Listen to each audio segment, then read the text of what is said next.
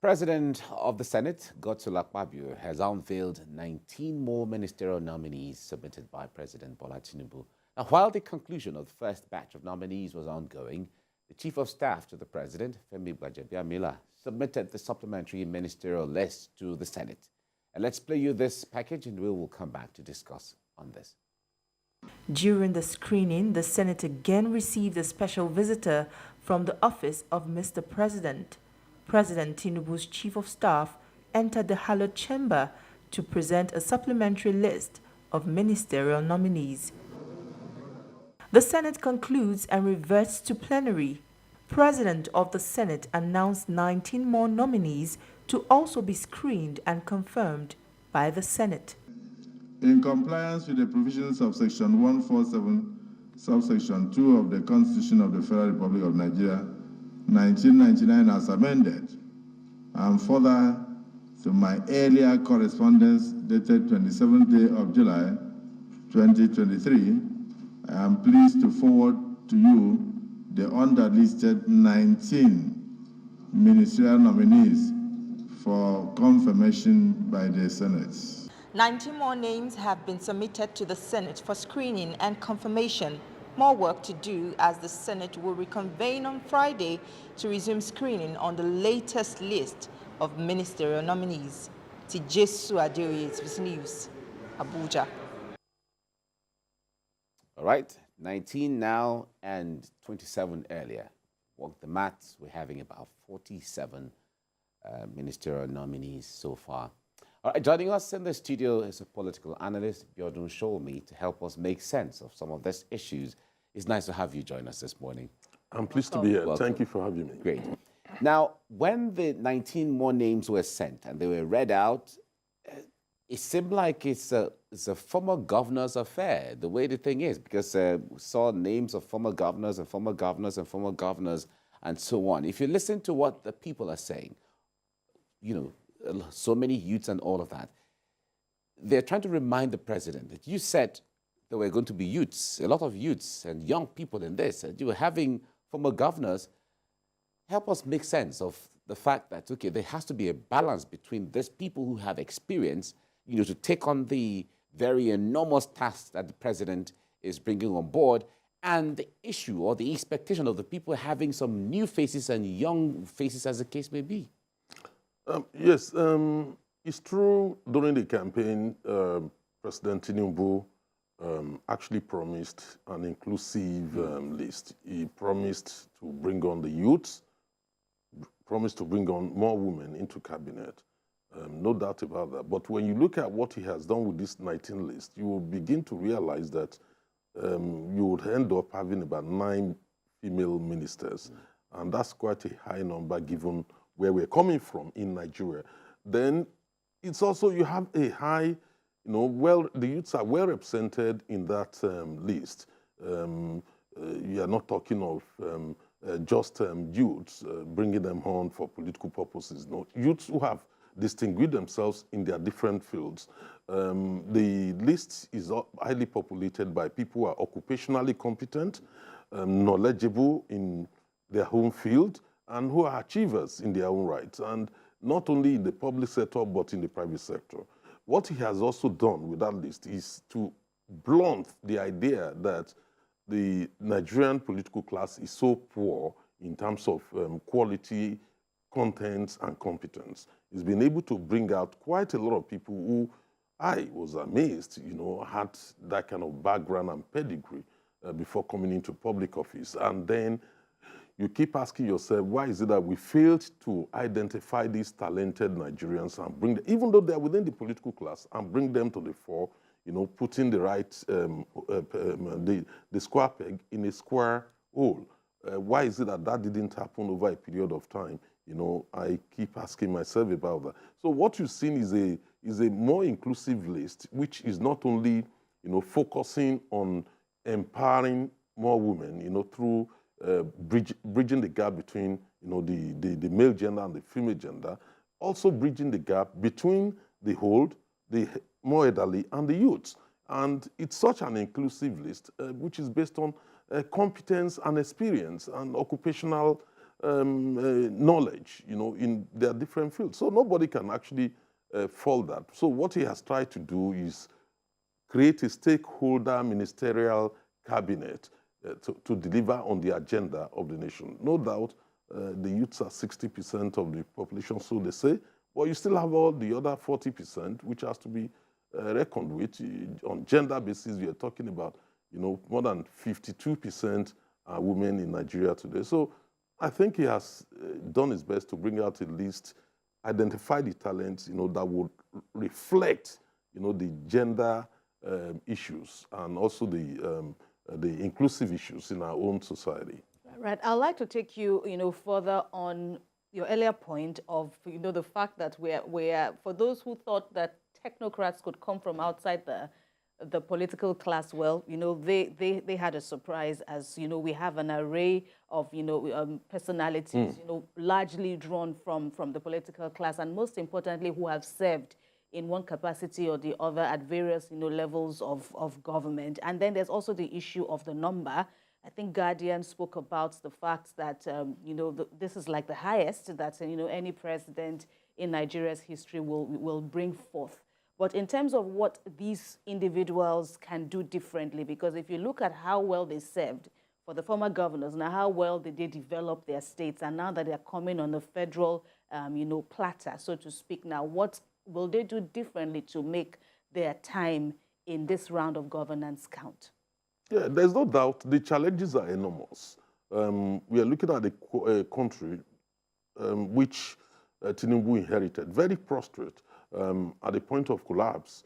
Things are so bad to that point, and nobody can deny that when you have a country where 96% of your earnings is was used to service debt, then you have a problem. You are in a state of coma already. So what Tinubu is trying to do now is to, retrieve the country from a coma state, put the country on the right pedestal, breathe in some life into the economy through his own policies. Some of them may be controversial, inflict some pain currently. There's no gain without pain. The challenges are enormous. So at the end of the day, you begin to see the fruits, of those policies. It could take a year, but Nigerians will begin to appreciate the fundamental shift, in what this administration is trying to do from what past regimes have been doing in Nigeria. We've gone past the era of just borrow money, to borrow money to bridge in public sector gap. But now you're looking at having to, if you have to borrow money, you need to borrow money, for capital projects, which must pay for itself.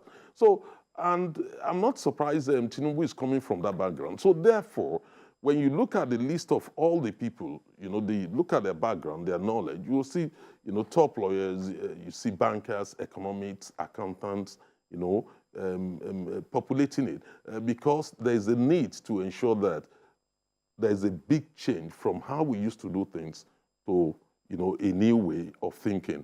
And already we are beginning to see that in the country. When you look at the old, the members of the political class, and Tinubu attempts to actually fade that thinking that Nigerian political class is not rich enough or is a bit poor, so you need to bring in technocrats from outside. The reality is that those technocrats actually came in, and they're within the political system. And there's a need, to infuse not only technocrats, with wide experience externally, with technocrats within the system internally, in order to, create a more inclusive society.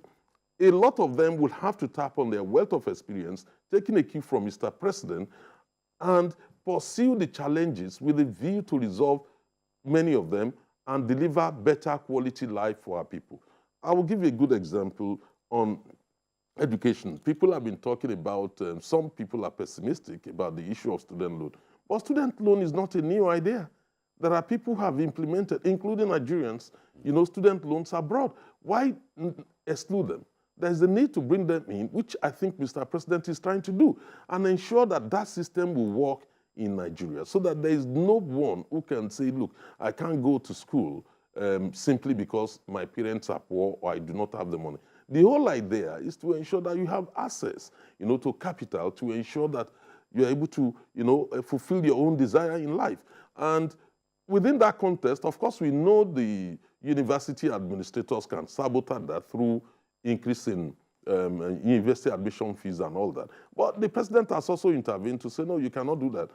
Rather, the government would rather pay top up, to ensure that people have quality education and they have access to education. So there are new thinkings, being introduced into the system. It will take some time, but by the time this regime is a year old in office, we'll sing a different tune.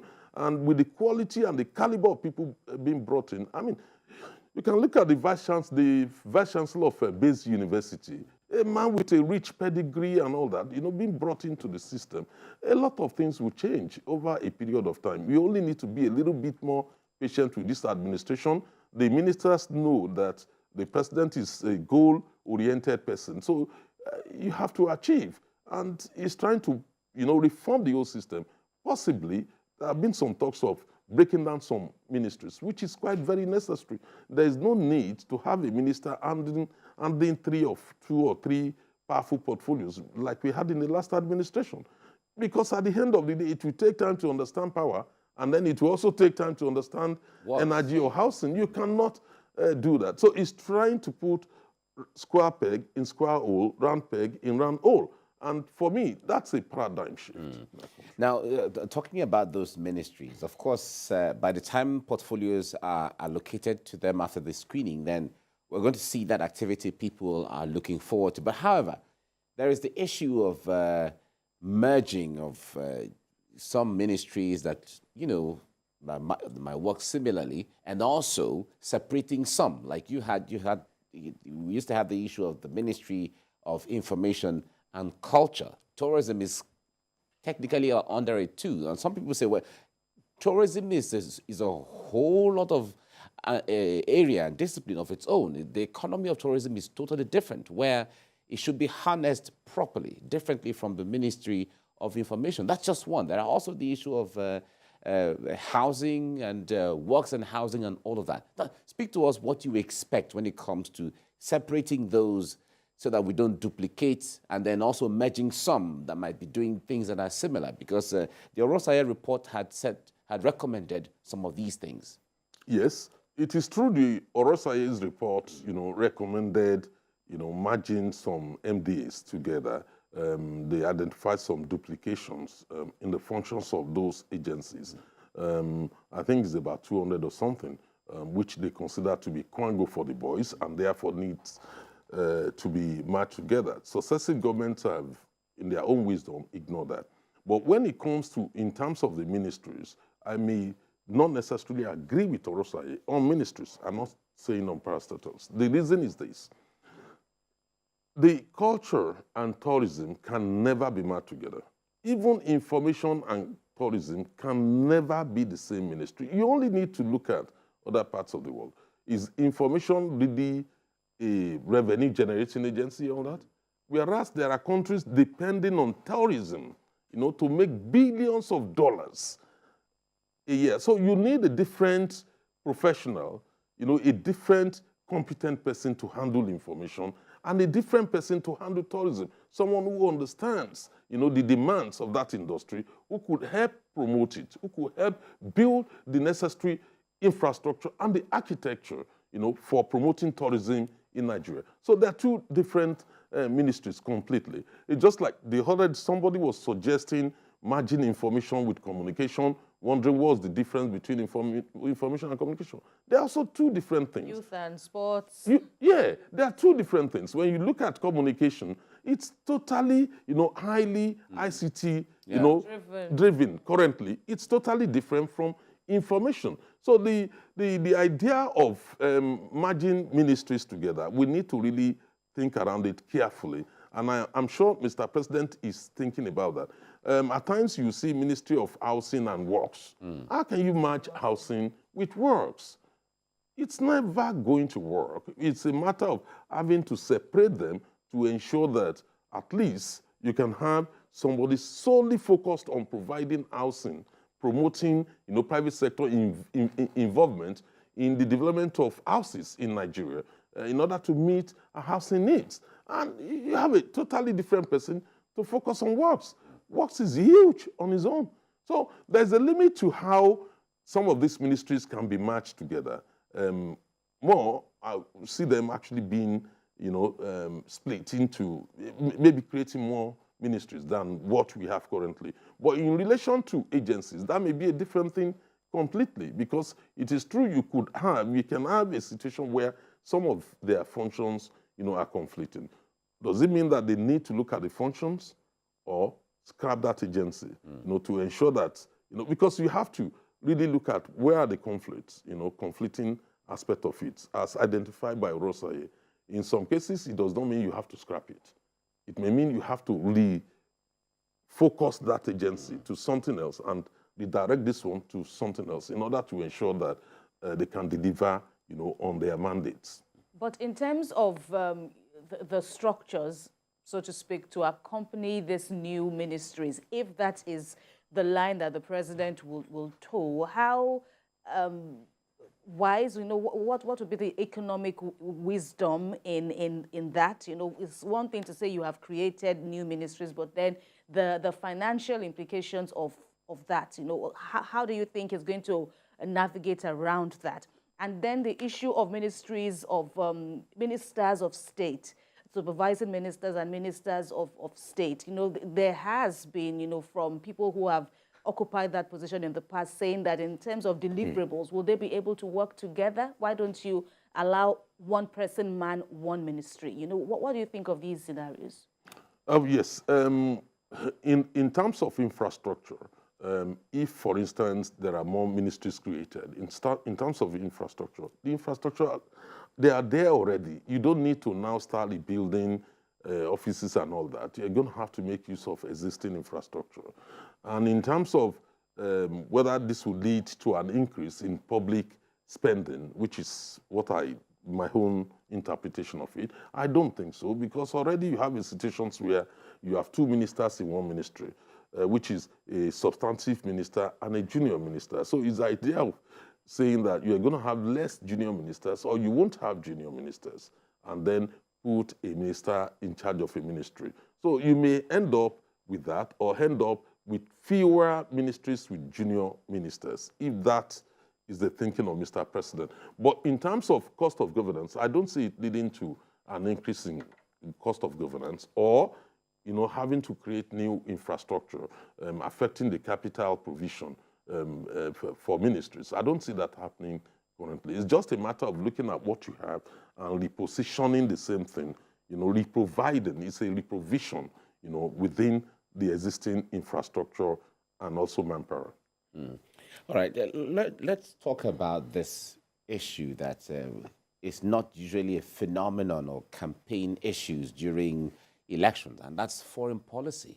In Nigeria, during campaigns, we don't see a strong statement from candidates talking about what my foreign policy is going to be and how it's that, because maybe we are still we're still within the primary levels of the elements of survival, daily living and things like that. Of course, we see in developed countries where foreign policy is an integral part. In fact, you could lose election if your foreign policy, if the people feel that your foreign policy doesn't align, as the case may be. Now, talk to us from that window. Nigeria has played or had played a very significant role on the African continent and around the world before. In the 60s, in the 70s, Nigeria was a strong mover when it comes to international politics, geopolitics, and opinions, and so on. Something happened, and then we came down to look at domestic issues just to survive.